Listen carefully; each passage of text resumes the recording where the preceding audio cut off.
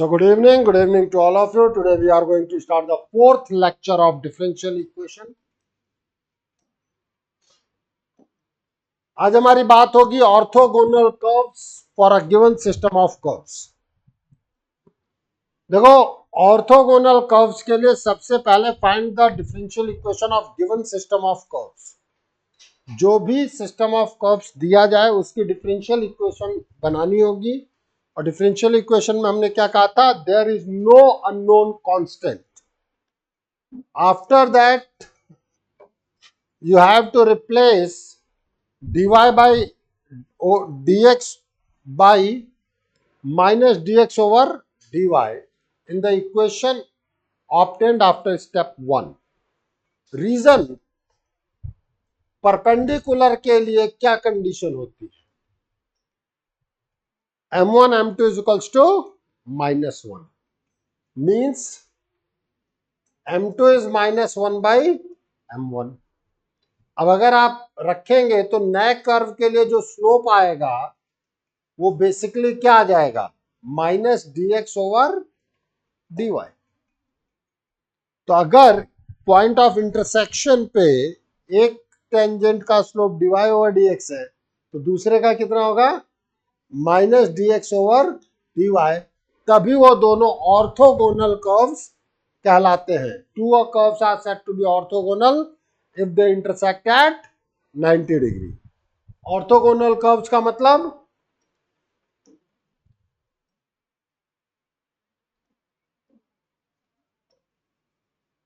curves intersect at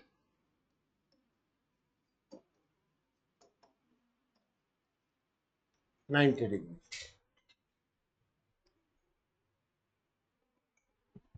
एक का slope अगर m1 है तो दूसरे का m2 है तो m1 m2 इक्वल्स टू -1 से कॉन्सेप्ट हमारे सामने आता है। Solve differential equation obtained after step 2, it will give us orthogonal curves for given system of curves.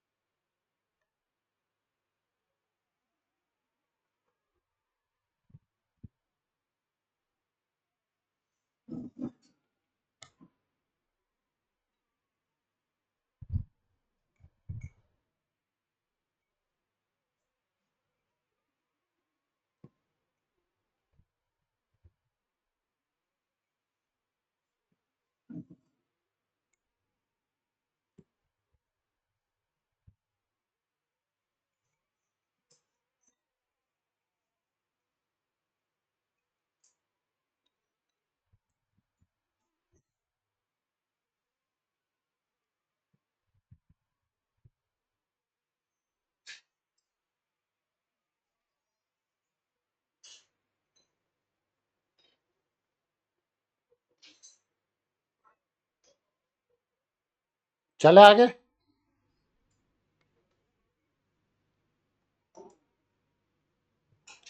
Find the orthogonal trajectory oblique curves of curves y square is equals to 4ax। देखो, a के different different values के लिए curve तो different आएगा। पहले आपको ये समझ में आना चाहिए what is the system of curves और family of curves.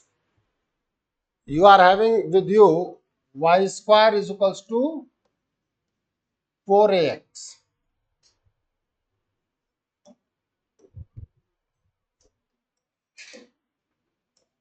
so 2y dy over dx is equals to 4a। जैसे ही भाई आपको अननोन कांस्टेंट को एलिमिनेट करना होगा तो आप 4a की value y square by x ये आप यहां पुट करेंगे। You will gate 2y dy over dx as y square by x।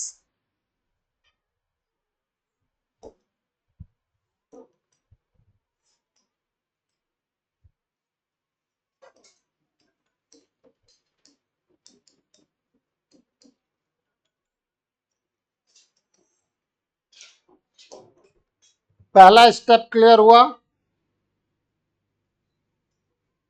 यही था, find differential equation of given system of curves. Step 2 क्या है मेरे पास?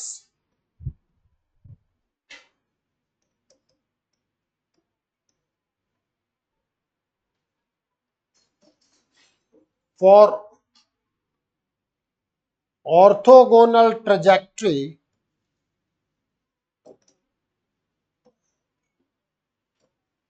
इसको अपन इक्वेशन 3 कर देते हैं। Replace dy over dx by minus dx over dy in equation 3।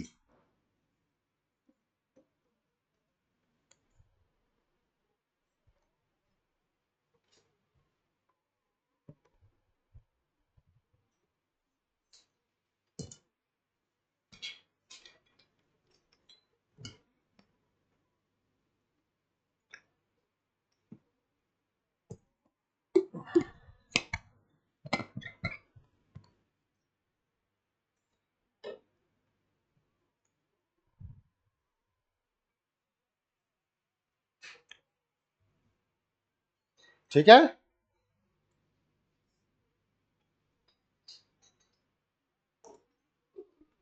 so now you will get minus 2 dx over dy is equals to y by x। इसके बाद step 3 क्या होता है, आप इसको सॉल्व करें, then you will get y dx plus twice x dx is equals to 0, means y square by 2 plus 2 into x square by 2 is equals to c। हाँ, y dy है। Now it is y square plus 2x square is equals to 2c। This c can be treated as another constant lambda।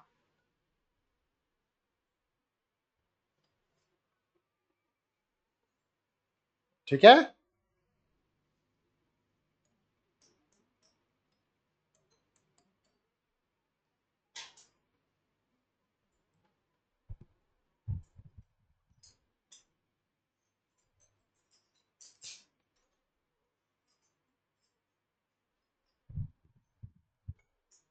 any problem to anyone?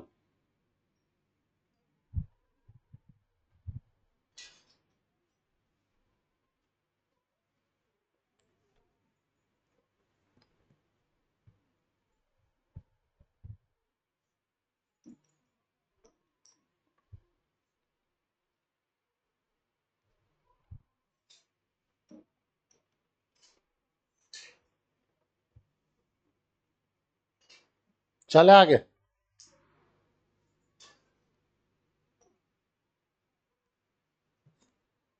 ये geometrical से differential equation से curve, फिर कुछ और। Please let C be the curve such that normal at any point p on it meets the x-axis and y-axis at capital A and capital B respectively. If BP is to PA is equals to 1 is to 2 internally and curve passes through the point 0, 4, then find the equation of curve। कई चीजों से मिलकर बना हुआ एक equation.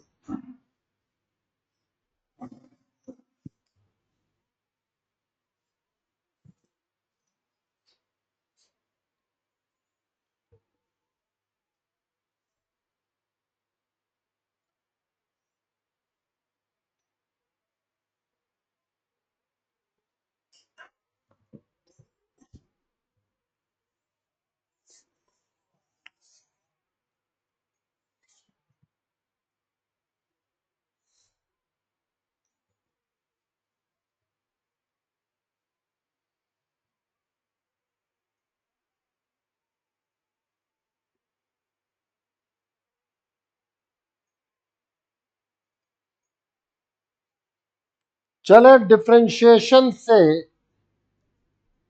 जहां हमने बात की थी कि dy ओवर dx रिप्रेजेंट क्या करता है, स्लोप ऑफ टेंजेंट। तो स्लोप ऑफ नॉर्मल क्या होगा, माइनस dx ओवर dy। ठीक है, क्वेश्चन लिख ले, फिर मैं एक एक चीज को समझाता हूं।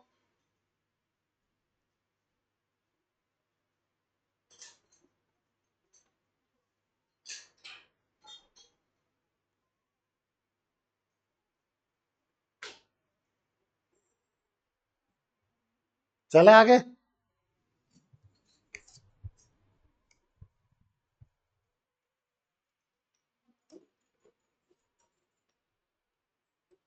लेट अस सपोज कर्व कुछ ऐसा है, इस पर ये पॉइंट है eight any point P। P अगर मैं x कॉमा वाई ले रहा हूं तो मेरी कोऑर्डिनेट एक्सिस को मैं capital X and capital Y लूंगा, या तो यहां मैं h के लूं, कैपिटल X कैपिटल Y को, स्मॉल x स्मॉल y भी कर सकता हूं, बट मुझे समझना पड़ेगा कि मैं क्या ले रहा हूं, क्योंकि मैं पॉइंट को एक्स वाई लूंगा। अब इस पर नॉर्मल, इसका मतलब कुछ ये है नॉर्मल,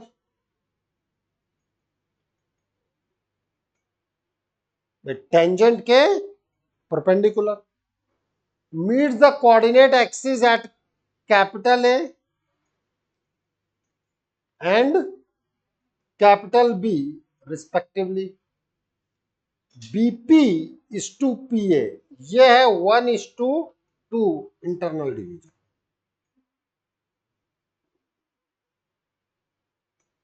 बीपी,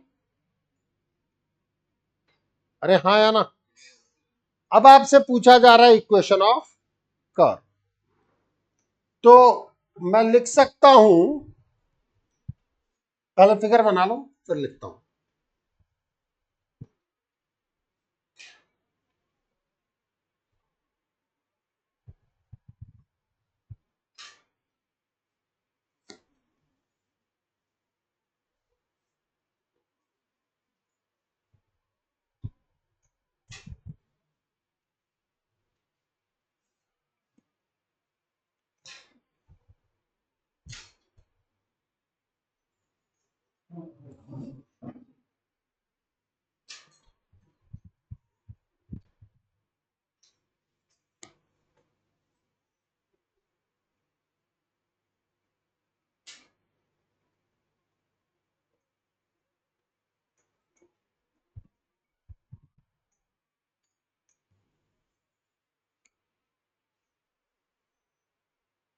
चले आगे।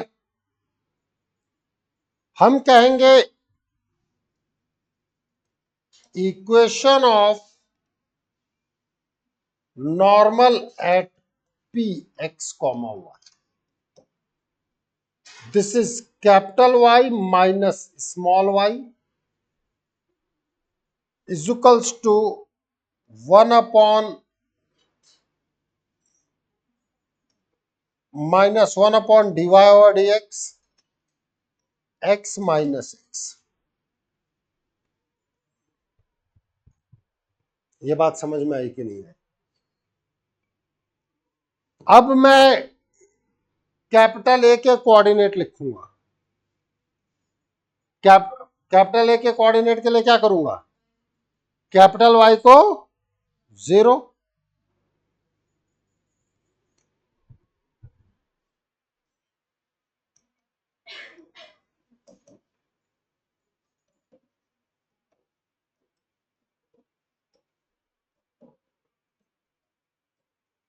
इसीलिए मैंने small X small Y capital X capital Y किया। कैपिटल वाई को 0 करो तो क्या आएगा आपके पास, capital X is equals to X plus Y D Y over dx।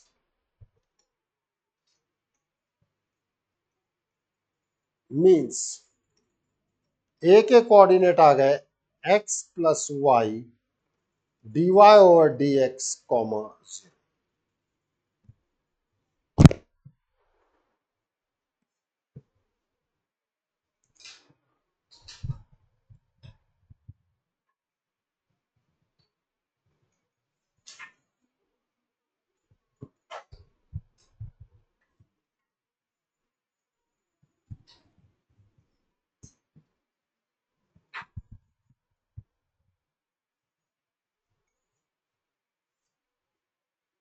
चले फिर आगे।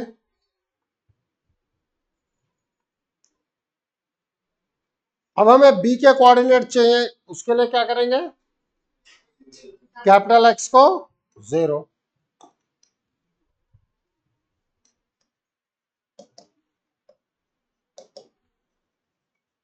coordinate of capital B, put capital X is equals to 0, then capital Y will be Y plus X dx over dy.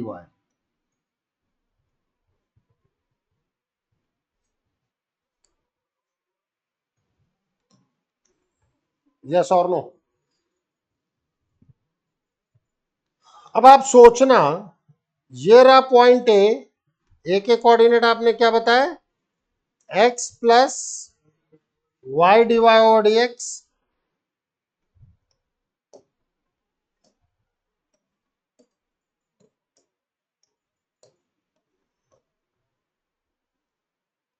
B के coordinate यहां है 0, Y plus X D X over D Y,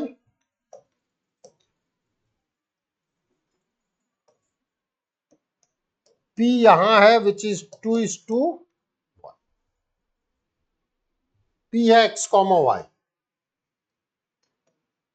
2:1 नीचे लिख देते हैं यार इसमें,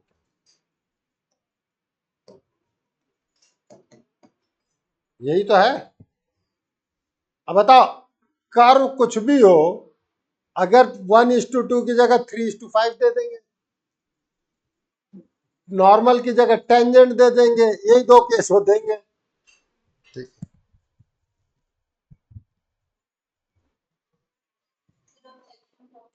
अब सेक्शन फॉर्मूला लगेगा। So your x is equals to 2 into 0 plus 1 into x plus y dy over dx upon 2 plus 1, section formula.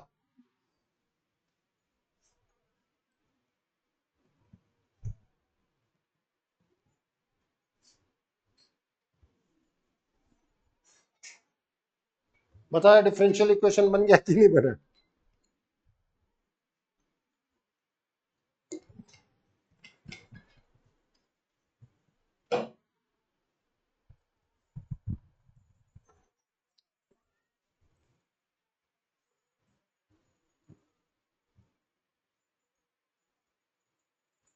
चले आगे, 3 से मल्टीप्लाई करो, now you are having 3x is equals to x plus y dy over dx, so you are having twice x dx is equals to y dy, means 2 x square by 2 is equals to y square by 2 plus c, so 2x square is equals to y square plus 2c।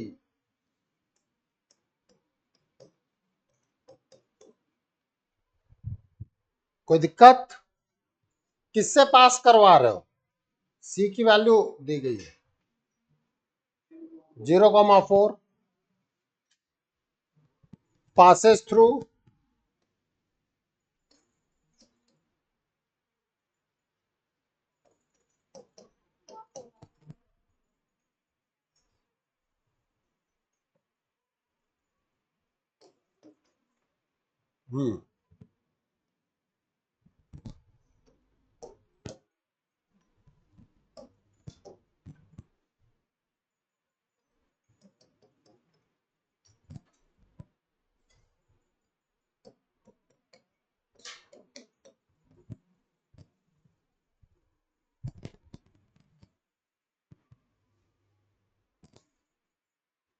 any problem to anyone?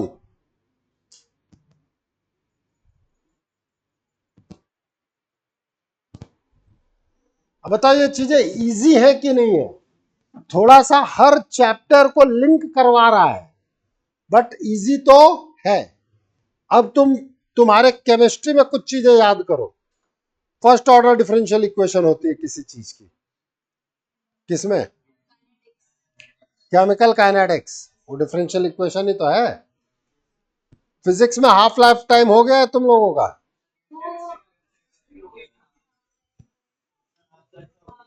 ये सब जो चीजें तुमसे निकलती है वो यहीं से निकलती है। वहां रेट आप बोलते हो तो भाई dy ओवर dx क्या है? Change of y with respect to x। वहां आप टाइम के रिस्पेक्ट में बात करते हो। नहीं नहीं, अभी देखो मैं अगला क्वेश्चन वही करवाने वाला, बैक्टीरिया बैक्टीरिया। देखो हम भी बैक्टीरिया लाएंगे, ऐसी बात थोड़ी है कि केवल फिजिक्स केमिस्ट्री वाले बैक्टीरिया की बात करें। देखो मैथ्स में तो नहीं है, अब मैथ्स में होगा, चलो आओ देख।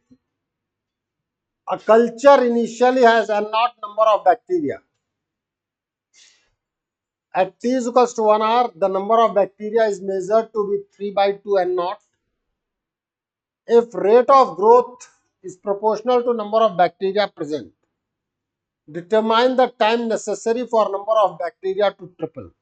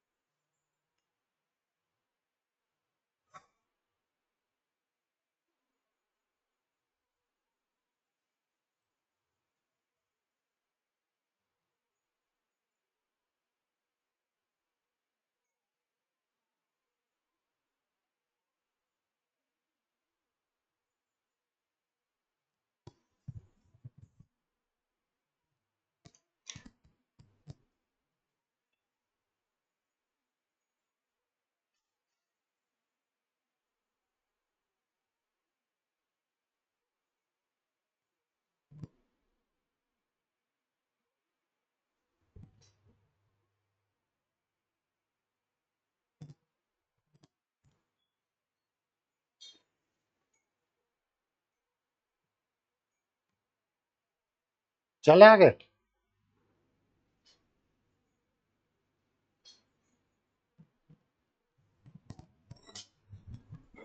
हम कहेंगे let n is equals to number of bacteria present at any time. किसी भी टाइम पे नंबर ऑफ बैक्टीरिया प्रेजेंट को हमने कैपिटल एन से रिप्रेजेंट कर दिया। Now when t is equals to 0, initially का मतलब एन नॉट,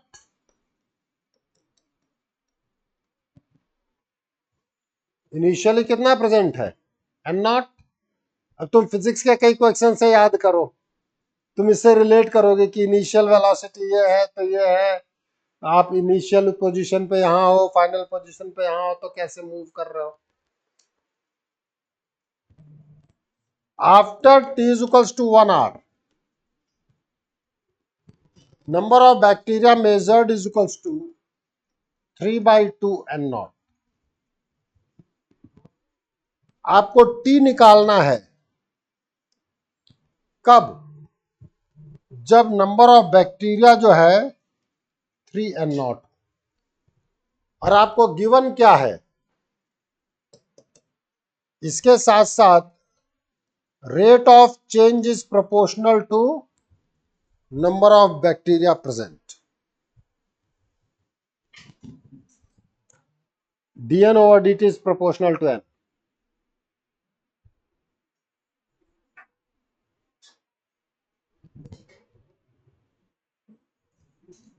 तो सबसे पहले प्रोपोर्शनैलिटी कांस्टेंट हटेगा मतलब लगेगा, और सिंबल हटेगा। लिख लिया ना? So you are having dn over dt is equals to kn. So dn over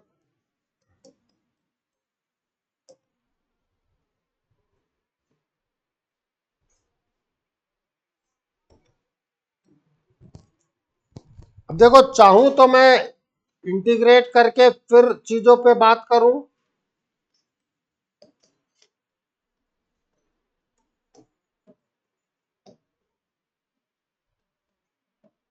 चाहूं तो डेफिनेट की प्रॉपर्टी, चाहूं तो इंडेफिनेट यूज करके फिर केसेस लगा के सी की वैल्यू निकालूं, चाहूं तो डेफिनेट ले लूं कि इनिशियल टी इक्वल्स टू 0 पे कितना है ये एन नॉट, और टी इक्वल्स टू टी पर ये एन है. Then you are having ln n n naught to n is equals to kt 0 to t, means ln n minus ln n naught k times of t minus 0. So ln n upon n naught is equals to kt. सबसे पहले आपको t की value भी तो find out करनी होगी.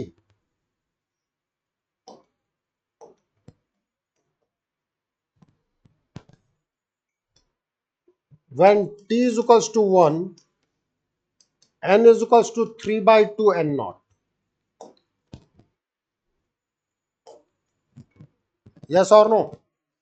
Means ln 3 by 2 n naught divided by n naught is equals to k into 1.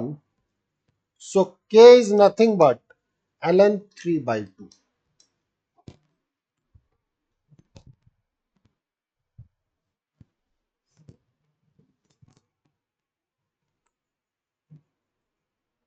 अब आपको क्या चाहिए, वो टाइम चाहिए कब, जब n जो है 3n नॉट हुआ हो. क्वेश्चन पढ़ो बिल्कुल.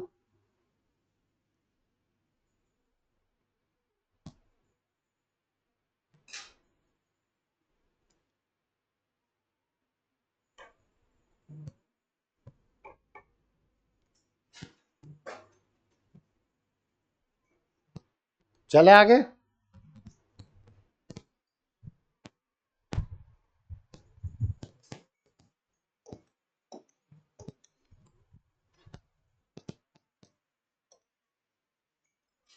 When n is equals to 3n naught,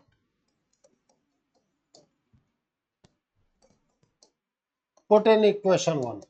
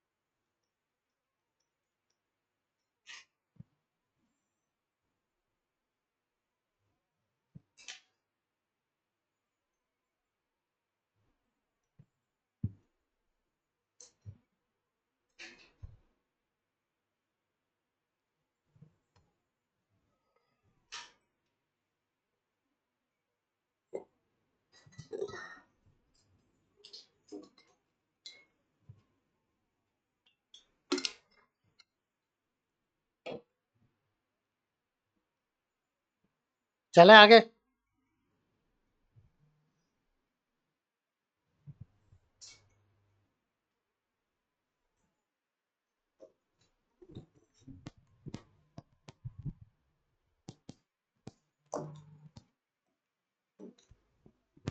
कई बार डिफरेंशियल इक्वेशन में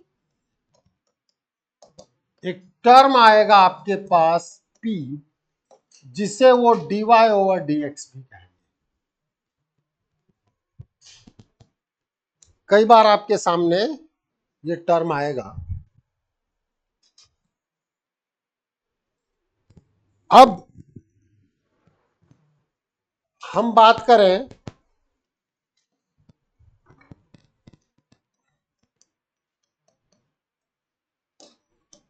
if p is equals to dy over dx,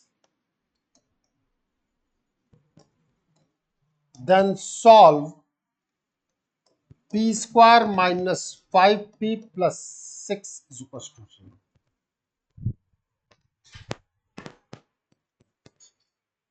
इस क्वेश्चन को सॉल्व करवाने के पीछे एक रीजन है। p का मतलब है dy over dx, इसका मतलब ये सिंगल ऑर्डर की डिफरेंशियल इक्वेशन है, तो इसके सॉल्यूशन में एक ही कांस्टेंट आना चाहिए। बट जिसके कांस्टेंट होते हैं, जितने कांस्टेंट होते हैं, उस सॉल्यूशन की उसी ऑर्डर की डिफरेंशियल इक्वेशन होती है। तो जिस ऑर्डर की डिफरेंशियल इक्वेशन है उसके उतने ही सॉल्यूशन में कांस्टेंट होंगे। क्या सिंगल ऑर्डर डिफरेंशियल इक्वेशन है कि नहीं है? बच्चे यहाँ पे कुछ गलती करते हैं, उस चीज को समझना। डेफिनेटली आप इसको सॉल्व कर सकते हैं। तो आपके पास p माइनस 2 0 हुआ एंड p माइनस 3 भी 0 हुआ, तो dy over dx minus 2 is equals to 0. So dy minus twice dx is equals to 0. यहाँ पे dy over dx minus 3 is equals to 0. So dy minus 3 dx is equals to 0. Means y minus 2x is equals to c. y minus 3x is equals to c. ये इसकी important चीज है। दोनों में C1 C2 मत लगा देना। अगर आपने C1 C2 लगा दिया तो वहां पे आपका आंसर गलत हो जाएगा, क्योंकि जितने अननोन कांस्टेंट उसकी डिफरेंशियल इक्वेशन की एटलीस्ट उतनी डिग्री होगी, एग्जैक्टली उतनी डिग्री ऑर्डर होगा। ठीक है, तो कंबाइंड सॉल्यूशन इज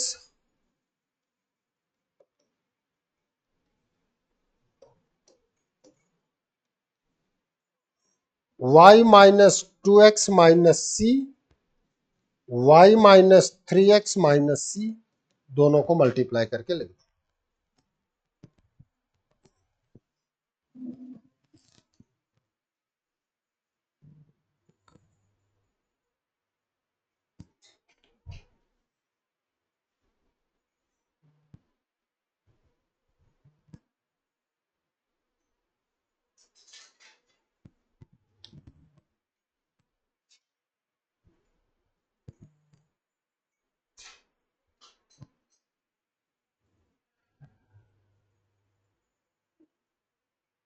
चले आगे।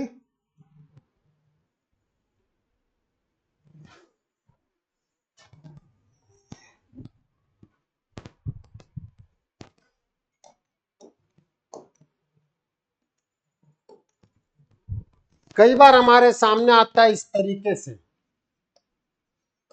Solve y2 is equals to x plus sine x। y2 का मतलब क्या होता है? d2y over dx2। अब आप देखोगे तो कई ऐसी चीजें आपके डिफरेंशिएशन में भी मौजूद थी एनसीईआरटी में, जहां हम कहते थे कि भैया ऑप्शन से मैनेज कर दो। वो ये रहा सॉल्व करने का तरीका। अगर आप इसको समझते हो तो ये basically dy one over dx है,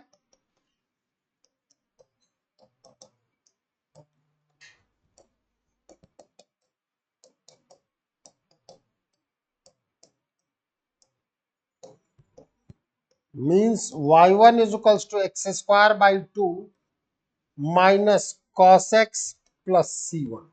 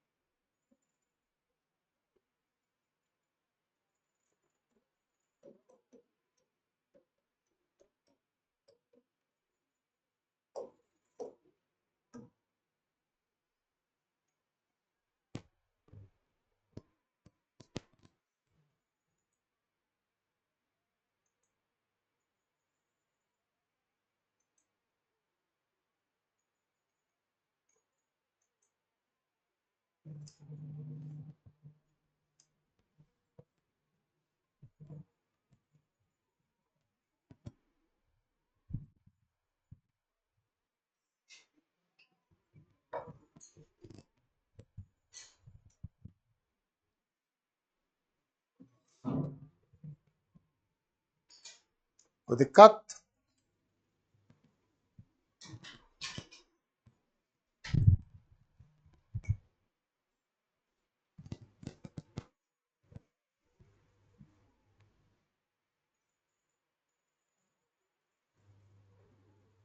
एक और क्वेश्चन लिखो अपने हिसाब का, एक बढ़िया question.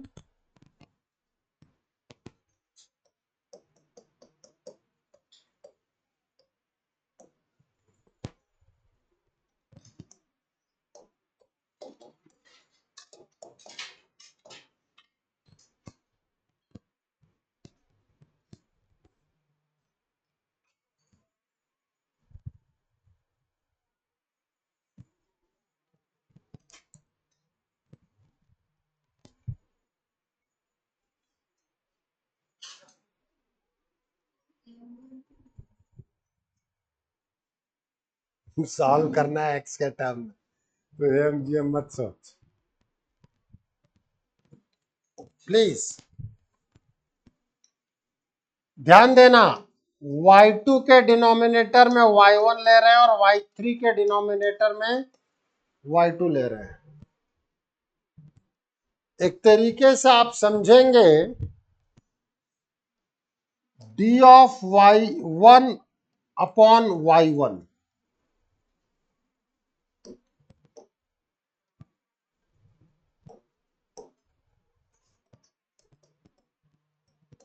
d of y2 upon y2।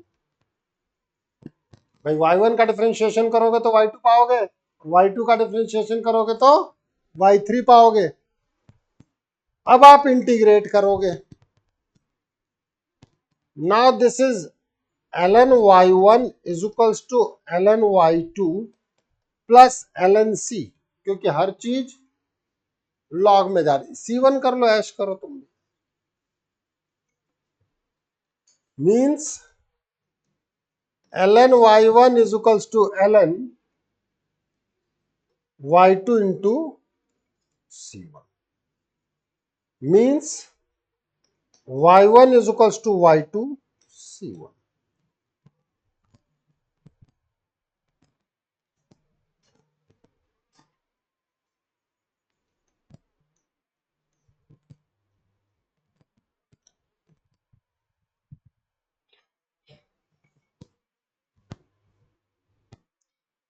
अच्छा, अब इस c1 को मैं चाहूं तो दूसरी तरफ भेज दूं।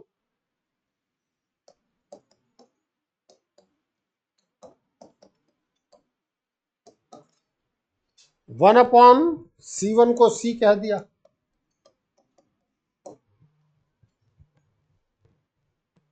क्यों? ये एक तरीके से dy1 ओवर dx लिखूंगा।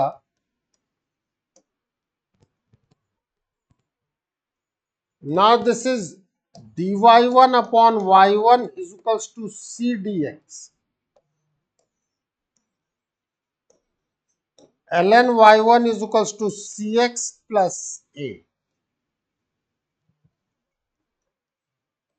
means y1 is e raised to power cx plus a,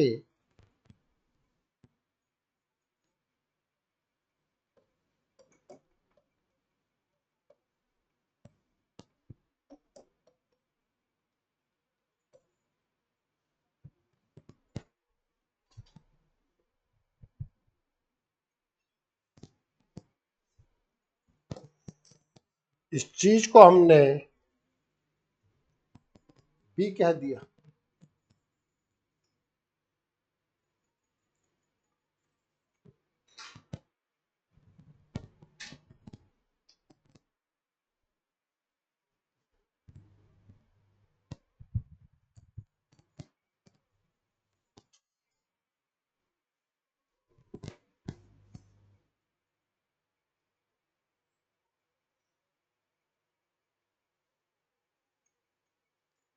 तो अब आपके पास आ गया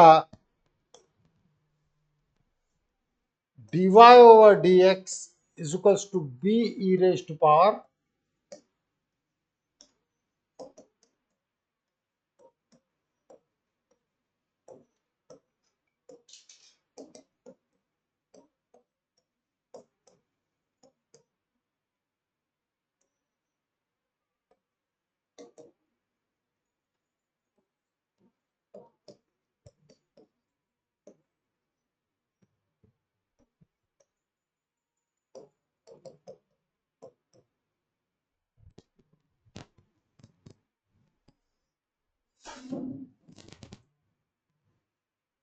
दिख रहा है।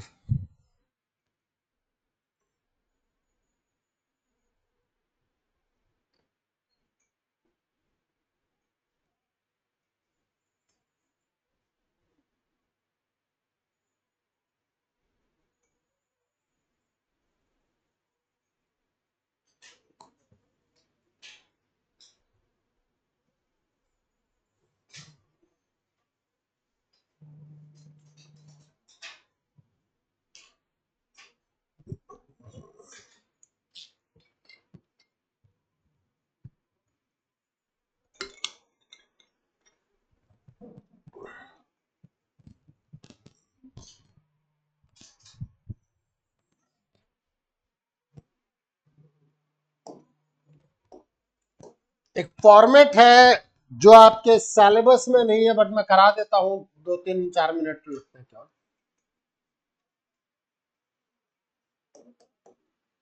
क्लारेट्स form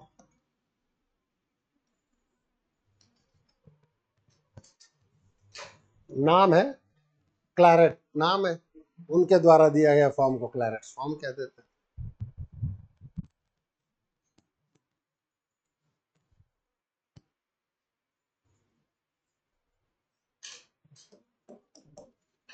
if p is equals to dy और dx, जहां मैं p वर्ड यूज कर रहा हूं वो dy और dx है। उन्होंने कहा सॉल्यूशन ऑफ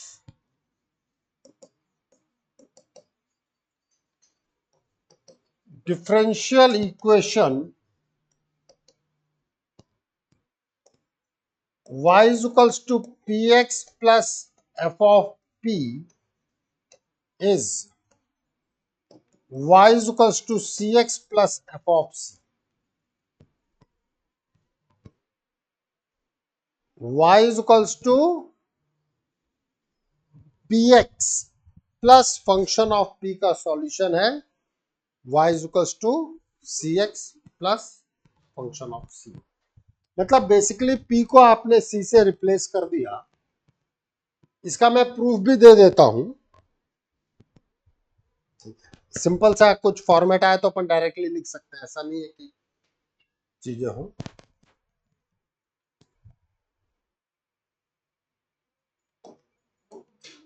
चले आगे।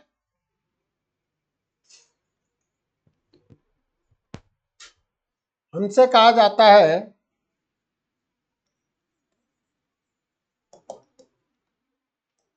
y is equals to px plus f of p।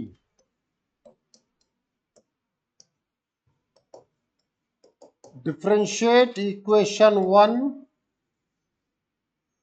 with respect to x.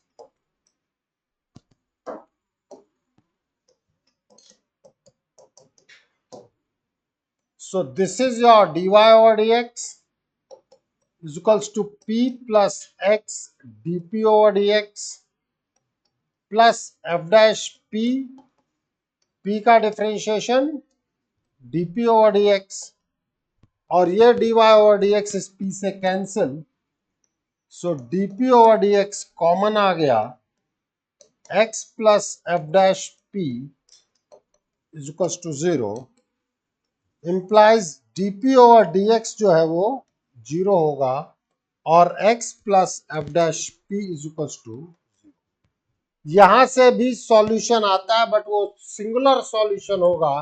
ये सब आप अपने इंजीनियरिंग कॉलेज में पढ़ेंगे।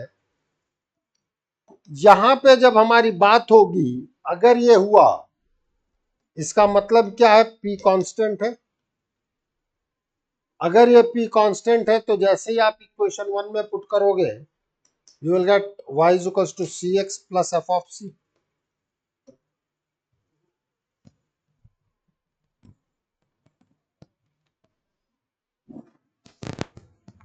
यस और नो?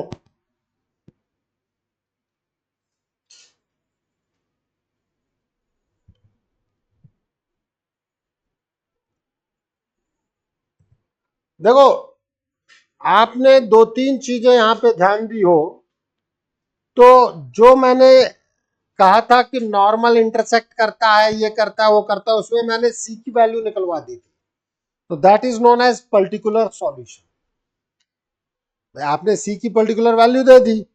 जब कोई भी चीज आप अननोन कांस्टेंट में छोड़ेंगे that is known as general solution, क्योंकि सी कोई भी वैल्यू ले सकता है. ठीक है, पर्टिकुलर का मतलब उसकी आप कोई स्पेसिफिक वैल्यू डिफाइन करेंगे, जनरल का मतलब वो सारी चीजों को मैनेज कर रहा हो. चले फिर आगे.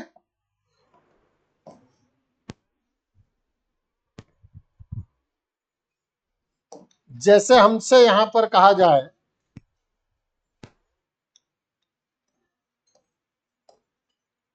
Solve y is equals to x dy over dx plus let us suppose d2y over dx dy over dx का होल स्क्वायर ही कर लो.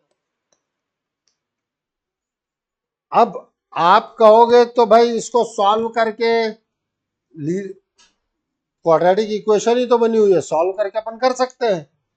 तो हम यहाँ पे सीधे अगर क्लैरेट्स फॉर्म समझ में आ जाए तो हम कहेंगे सॉल्यूशन विल बी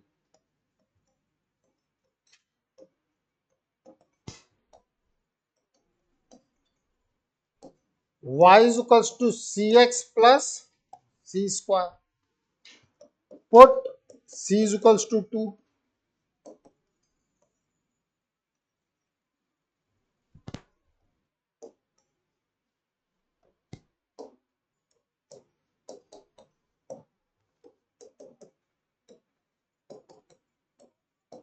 भाई मैं पर्टिकुलर वैल्यूज रख तो सकता हूं ना. ये हो गया तुम्हारा जनरल.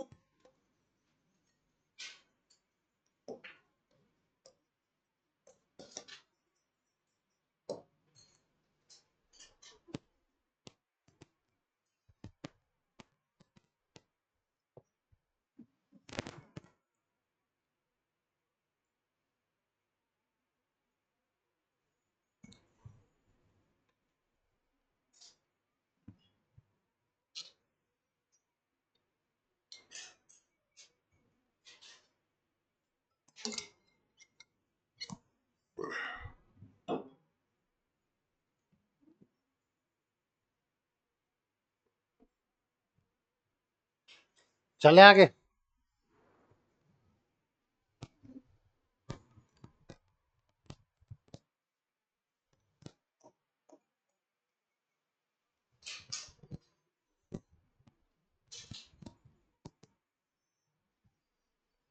लिखो suppose the solution of the differential equation dy over dx is equals to 2 plus alpha x minus beta y plus 2 upon beta x minus 2 alpha y minus beta y minus 4 alpha represents a circle passing through origin, then find the radius of circle. ये आपके JEE mains में पूछा गया question है. अब मैं solve कर रहा हूं, आप पर मैं नहीं छोड़ रहा, और मैं ये है 6 अप्रैल सेकंड शिफ्ट 2024 का पेपर. ठीक है. अब डिफरेंशियल इक्वेशन को सर्कल से रिलेट किया गया है, इसीलिए मैं बार बार कुछ चीजें कहता हूं कि हर टॉपिक का नॉलेज होना चाहिए. अब मैं सॉल्व करता हूं और आप ये देखना है कि ऐसी क्या चीज है जो तुम नहीं सॉल्व कर सकते थे अगर तुम एग्जामिनेशन में बैठे हो. ठीक है, हम एक एक करके, अब यहां से कई मैं पीवाईक्यू अभी तुरंत उठाऊंगा. तो भाई सॉल्व करने के लिए लीनियर तो है नहीं,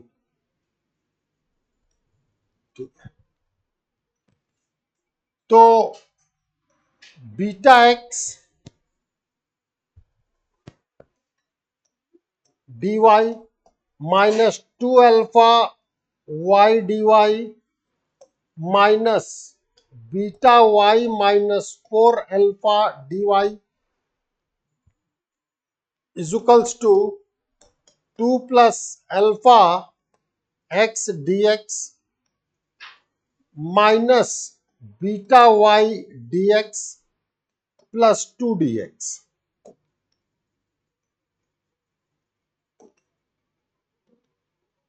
अब सबको तो करो एक तरफ, या सिंपली पहले इंटीग्रेट कर लो, इसको भेजो इधर। देखो अब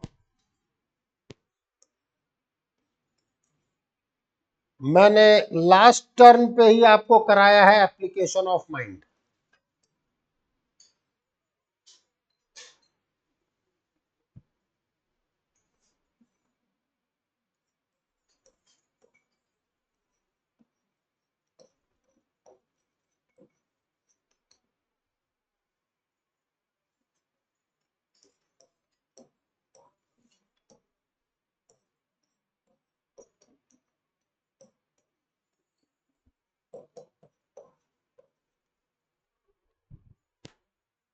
क्या मैं इसको beta d of x y नहीं लिख सकता?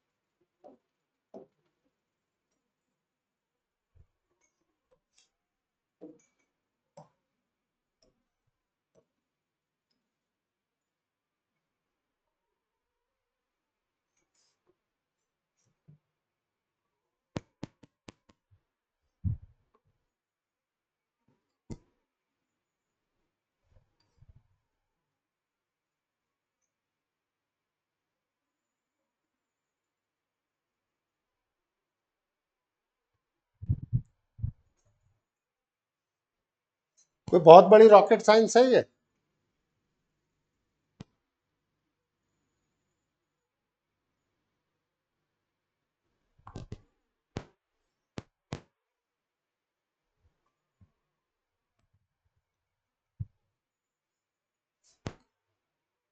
करो integrate beta X Y minus alpha Y square by 2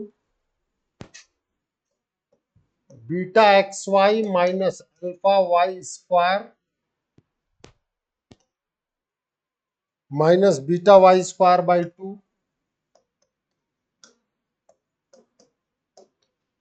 minus 4 alpha Y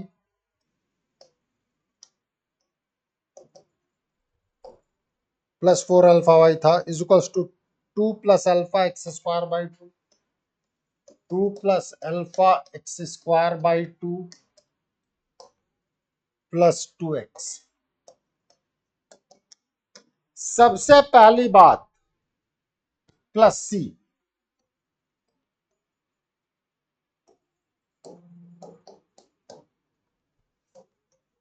for circle coefficient of x Y is to 0 means beta की वैल्यू 0 आ गई। अब जहां जहां बीटा है पहले तो उसको 0 ठोको। Minus alpha Y square plus 4 alpha Y is to 2 plus alpha x square by 2 plus 2 X plus C passes through 0 0।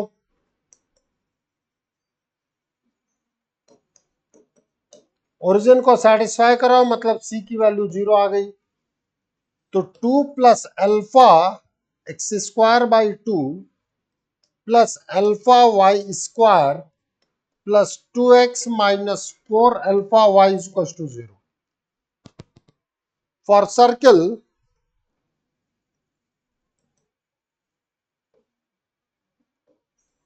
coefficient of x square is equals to coefficient of y square, means 2 plus alpha upon 2 is equals to alpha. तो alpha की value 2 आ गई.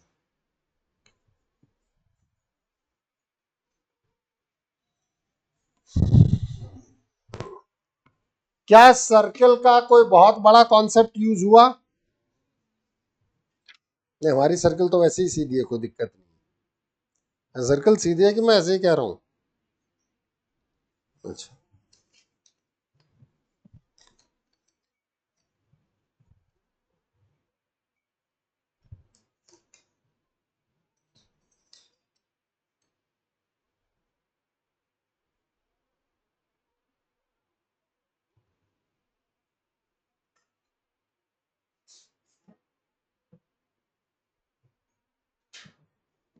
Alpha की value 2 रखते ही circle की equation नहीं आ गई? रख दो अल्फा की वैल्यू 2.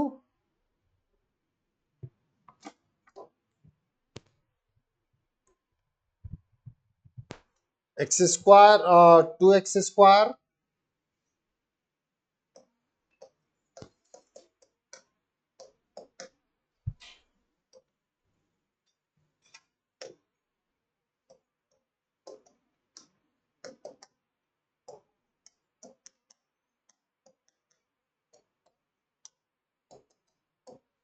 तो 2j is 1, 2f is minus 4, तो j is half, f is minus 2.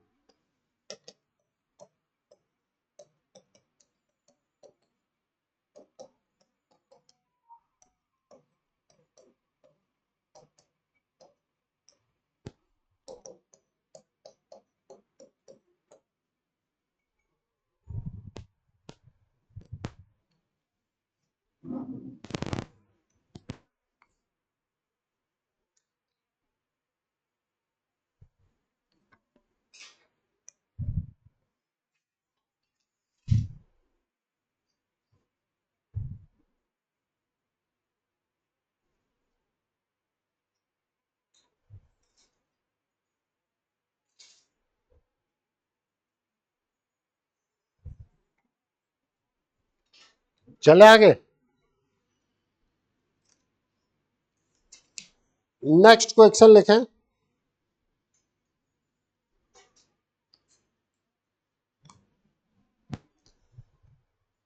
12 January second shift 2019.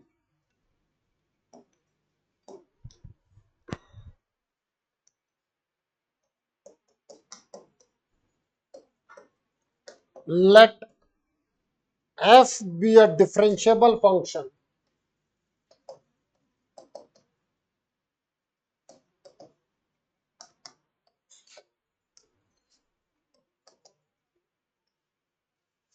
such that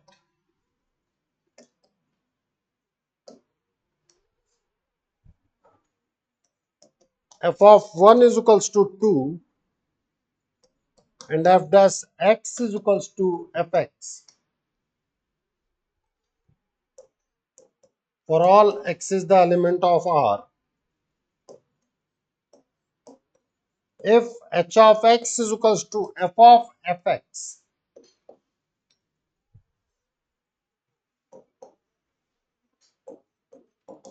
then find h dash 1.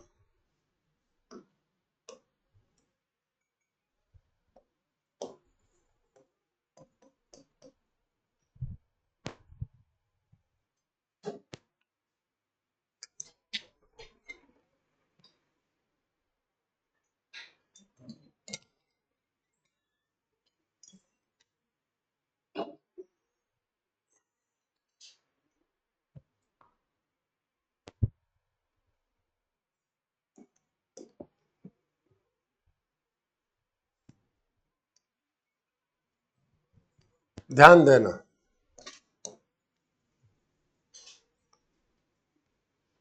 हमसे कहा गया है f dash x is equals to f x. एक तरीके से आपका एफ एक्स क्या होता है बेटा, वाई होता है। Means you are having dy over dx as y, means dy by y is equals to dx ln mod y is equals to x plus c।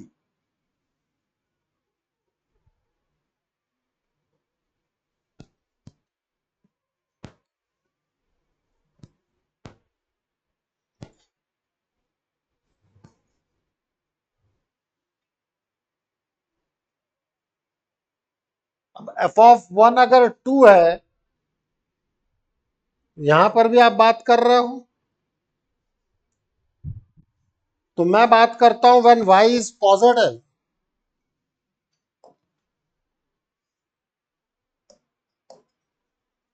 y का मतलब एफ एक्स है greater than 0, then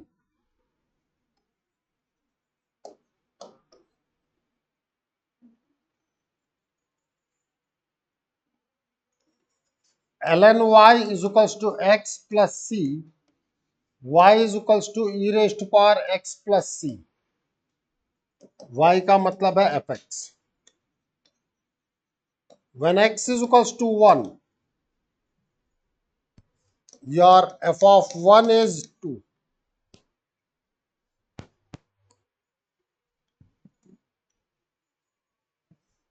means f of 1 is equals to e raised to power 1 plus c, means 2 is equals to e raised to power 1 plus c।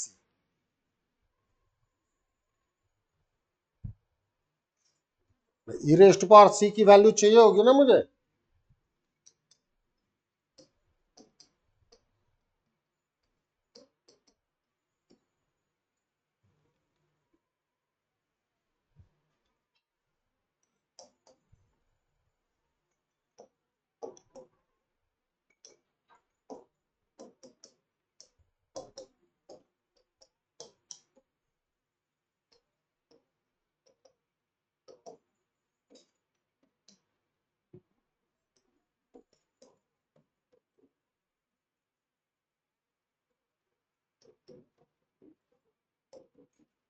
बताओ question में दम है कि केवल और केवल एक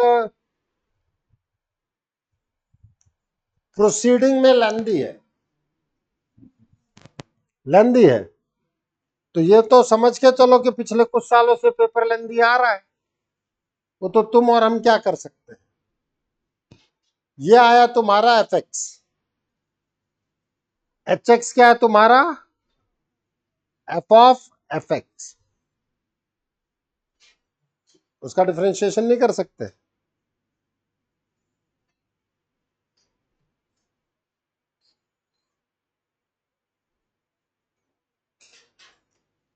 अब 2 into E raise to power x minus 1 मेरे पास आ गया, तो एच एक्स निकालो।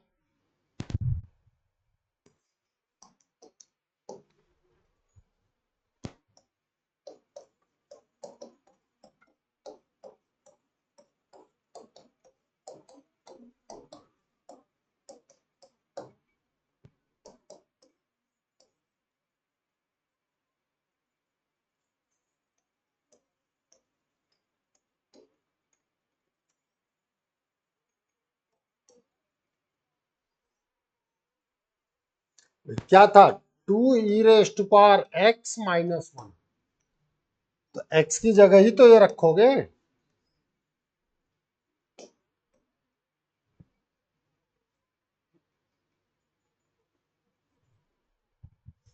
Then what about the H dash x,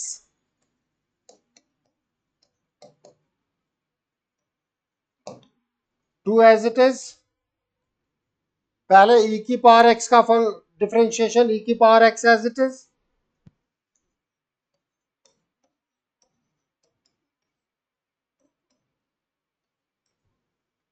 फिर इसका डिफरेंशिएशन, तो 2 into E raise to power x minus 1, minus 1 का डिफरेंशिएशन 0, और x माइनस वन का होगा।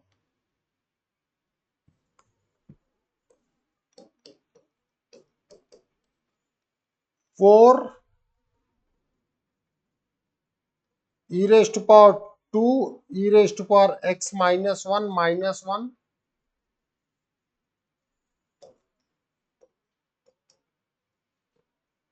अब क्या चाहिए तुम्हें, h डैश वन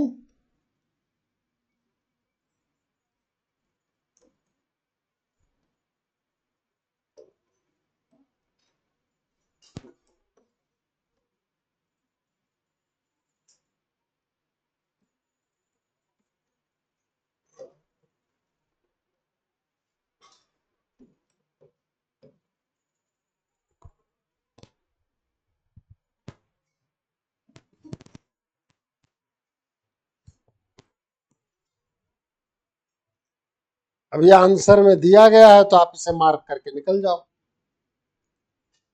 नहीं तो अभी तुम्हें सेकंड केस भी ओपन करना है जब y नेगेटिव हो। मॉड y है वो आप खुद कर सकते हो।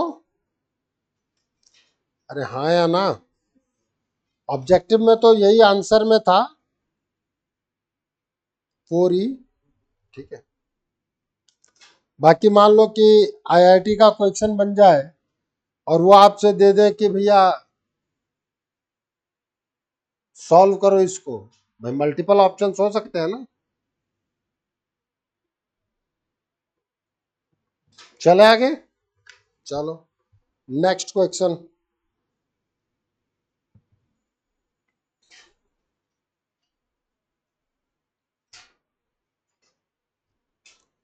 यहां तक में किसी को कोई दिक्कत,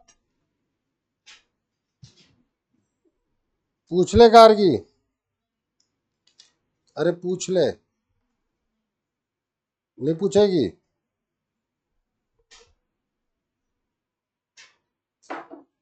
चले फिर, अब आप देखें कि हम लेबनीज रूल को कैसे यूज करते हैं।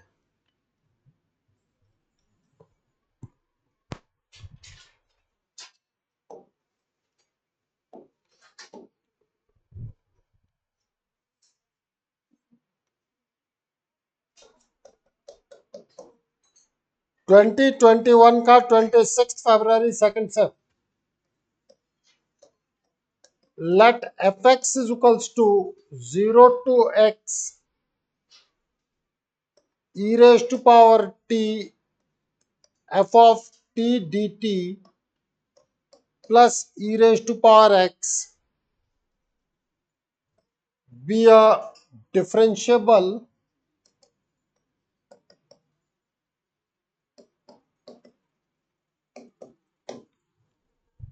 function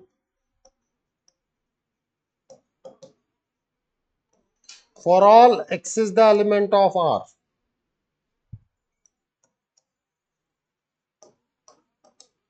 Then find fx.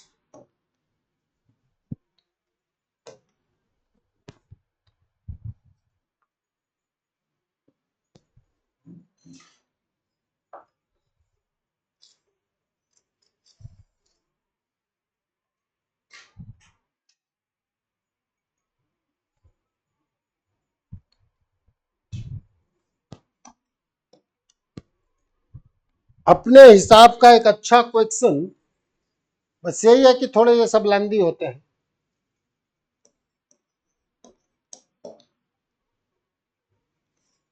क्या दिया गया है,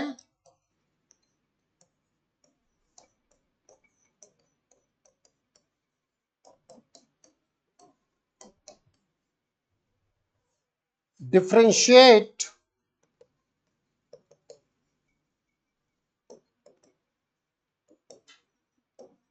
equation 1 with respect to x. Then here you will have f dash x. फिर क्या कहा था हमने,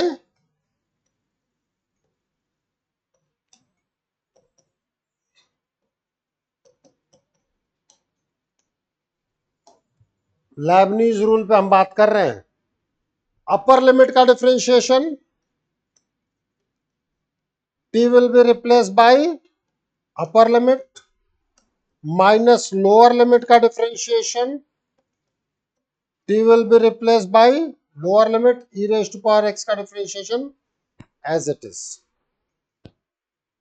तो जब आप जीरो से डिफरेंशिएट करके गए हो जीरो का, तो ये तो आपको जीरो कर देगा, करेगा कि नहीं करेगा?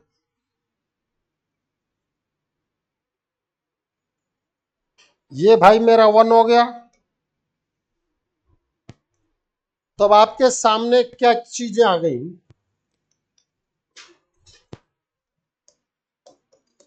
F dash x is equals to E raise to power X F of X plus one, yes और नो?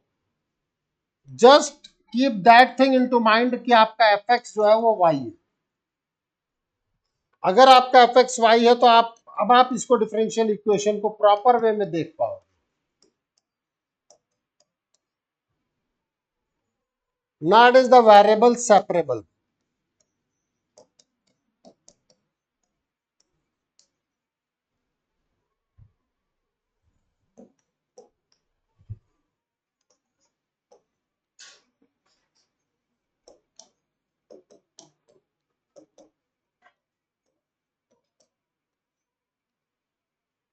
मॉडुलस आप लगा सकते हो, मुझे कोई दिक्कत नहीं है।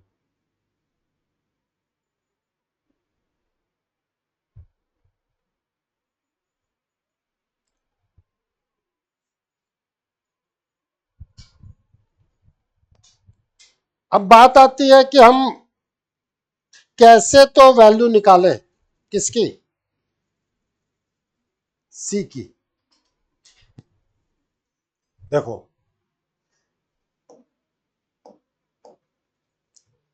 Put x is equals to 0 in equation 1।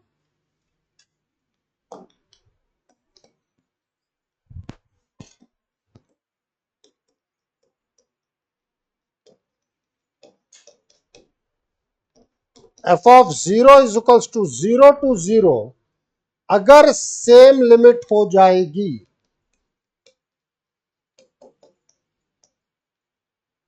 अगर सेम लिमिट हो जाएगी तो डेफिनेट इंटीग्रेशन की वैल्यू जीरो होगी कि नहीं होगी?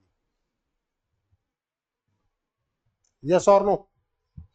Means your f of 0 is nothing but 1।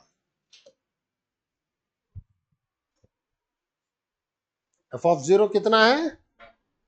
1।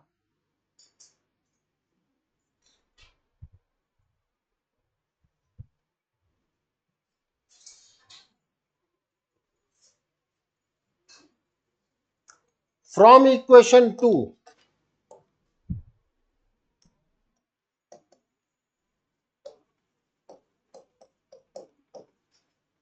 log of fx plus 1 is equals to e raised to power x plus c, put x is equals to 0. So log f of 0 plus 1 is equals to e raised to power 0.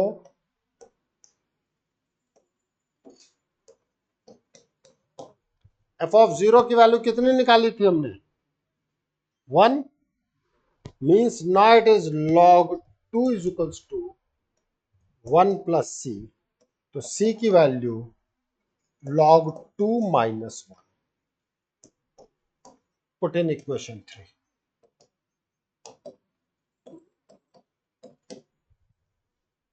So log of fx plus 1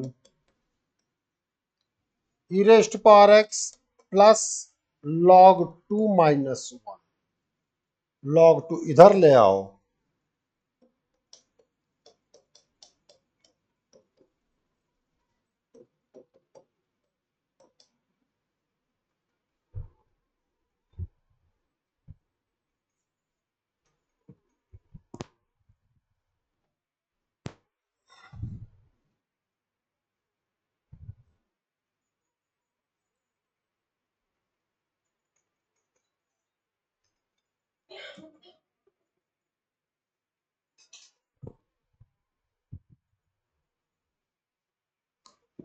चले आगे। बिल्कुल sir. हाँ बेटा, sir एक question में log को LN, एक question में लॉग कोई फर्क नहीं पड़ता मेरे लिए, तो लॉग बेस ही है ना, एलन लिखो चाहे कुछ लिखो, कोई फर्क नहीं पड़ेगा। चले आगे। भाई अपन तो समझ रहे हैं ना निहारिका, हाँ सर वही कंट्रोल और नहीं, और कैलकुलस में कोई दिक्कत नहीं आती, वो ऑटोमेटिकली एज्यूम्ड होता है।